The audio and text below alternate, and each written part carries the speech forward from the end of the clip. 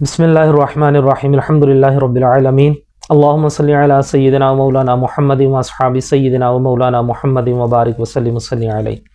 मुअज़्ज़िज़ सामीन कराम, अस्सलामु अलैकुम व रहमतुल्लाहि व बरकातुहू।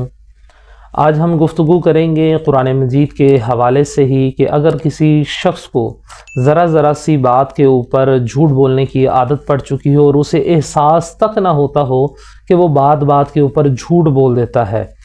और वो झूठ की आदत, वो बद आदत उसकी जो है वो बहुत पक्की हो गई है, वो ख़ुद भी उससे तंग आ चुका है या दूसरे लोग उसकी इस बद आदत की वजह से तंग आ चुके हैं, तो उसको चाहिए कि हर रोज़ नमाज फ़जर के बाद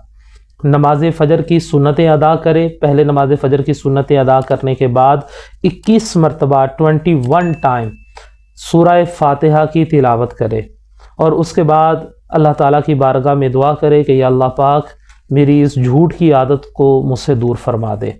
और अगर वो ख़ुद नहीं कर सकता तो उसके अजीज़ व कारब में से कोई, उसके घर वालों में से कोई जो है, बेहतर है कि उसके वालिदैन में से कोई या उसके बहन भाइयों में से कोई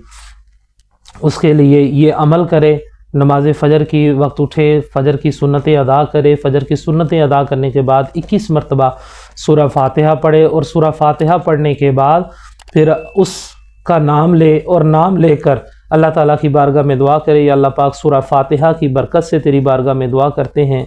हमारे इस फ़र्द को उसका नाम लेकर फ़लाँ को या अल्लाह पाक हदायत अता फ़रमा, और या अल्लाह पाक उसको सच की दौलत अता फ़रमा और झूठ से उसको नफ़रत अता फ़रमा। तो आप देखेंगे कि चंद अरसा ही आप करेंगे, 10-11 दिन करेंगे, तो आप देखेंगे कि आहिस्ता आहिस्ता उसकी तबीयत जो है